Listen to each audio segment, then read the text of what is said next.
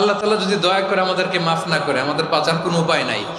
আপনি কি ভেবেছেন আপনার নামাজ দিয়ে আপনি জান্নাতে যাবেন? আপনি তাহাজ্জুদ গুজার, সেজদা দিতে দিতে কপালে দাগ ফেলেছেন, এটা আপনারা জান্নাতে নেবে না? আপনি এলাকার সবচেয়ে বড় হাতেম তাই দানশীল, এই দানের ভরসায় বসে আছেন, কশিন কালো না।